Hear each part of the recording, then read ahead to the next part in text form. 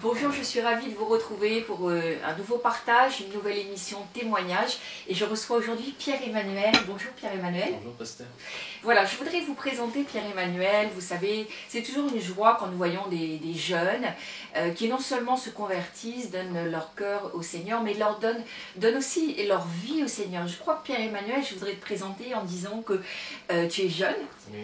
Tu as quel âge? 21 ans là. Voilà, 21 ans, et ça fait déjà quand même quelques années que maintenant nous nous connaissons. Et Pierre-Emmanuel, tu es en formation pour devenir pasteur. Donc Pierre-Emmanuel a un appel, on peut dire ça comme ça, un appel sur sa vie. Dieu lui a adressé vraiment un appel pour le servir en tant que pasteur. Donc quand c'est comme ça, il faut rentrer dans un processus de formation que tu as accepté auprès d'un serviteur de Dieu. Et tu apprends et tu chemines. Donc nous nous sommes rencontrés à cette occasion-là, et Pierre-Emmanuel est venu, donc tu es venu à mes séminaires. C'est ça. Et je suis très très contente de te connaître, très contente que tu sois venu au séminaire. Qu'est-ce que ça t'a apporté, ce ministère guérison des cœurs brisés? Tout d'abord, j'aimerais commencer par dire que vraiment ton ministère, pasteur, est réellement une bénédiction pour nous, et vraiment une bénédiction pour la francophonie. C'est réellement un don que Dieu nous a donné, parce que j'aimerais dire que ton ministère m'a réellement apporté une accélération dans ma vie spirituelle. Parce que vous savez, en tant que jeune, je sais qu'il y a beaucoup de jeunes qui sont appelés en France, surtout dans cette saison-là où Dieu vraiment veut lever une armée. Il y a beaucoup de personnes qui sont appelées à rentrer dans la formation, à rentrer dans des appels particuliers. Et vous savez, pour pouvoir servir le Seigneur, il faut avoir une vie qui...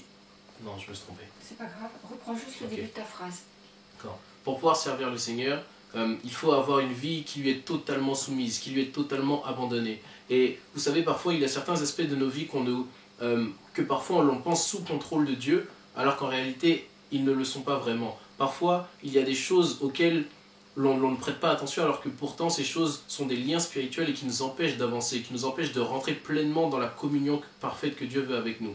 Et je sais que avant de rencontrer le pasteur Valérie ici présent, ma vie spirituelle était assez difficile. C'est-à-dire que je priais beaucoup, mais il me fallait un certain temps, parfois même 1 heure, avant de pouvoir rentrer pleinement dans la communion de Dieu, avant de pouvoir être pleinement concentré sur lui, avant de pouvoir pleinement rentrer dans la lecture de la parole. Il me fallait vraiment passer beaucoup de temps d'abord dans la prière, dans l'intercession. C'était difficile, c'était laborieux de rentrer dans cette présence de Dieu.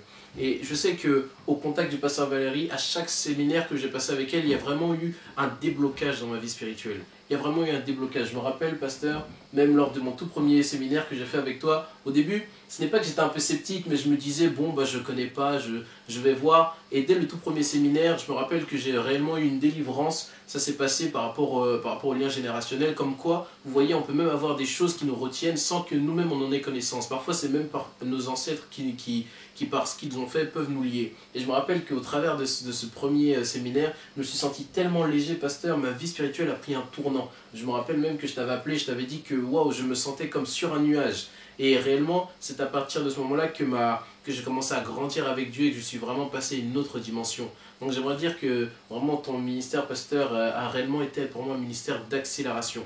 J'ai vécu beaucoup de choses et à chaque fois, j'en suis toujours sorti grandi. Merci vraiment Pierre-Emmanuel pour ce très beau témoignage. Je dois dire que c'est vrai, dans le ministère, on voit quand même, et je délie les gens, je prie par rapport au lien générationnel, parce que quelquefois on me dit, mais nous sommes en Jésus-Christ, il n'y a plus de malédiction, il n'y a plus de problème héréditaire. Il y a, je dirais, ce que j'appellerais des conséquences de malédiction qui perdurent et qui font que dans nos vies on est ralenti, qui fait qu'on rencontre et on est confronté un peu toujours au même problème, et si on examine et si on en parle à nos parents, etc., ils disent oui c'est vrai, et nous on peut observer qu'il y avait ces problèmes dans la famille.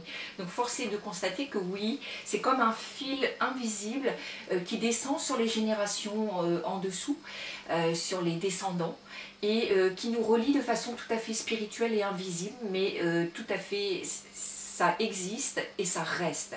Donc il nous appartient de nous délier de cela. C'est ce que nous pouvons faire dans les séminaires, qui est très fort, parce que comme Pierre-Emmanuel, il y a des implications. On sent vraiment, après une accélération. Je suis très heureuse que tu aies pu témoigner aujourd'hui. À très bientôt. Au revoir.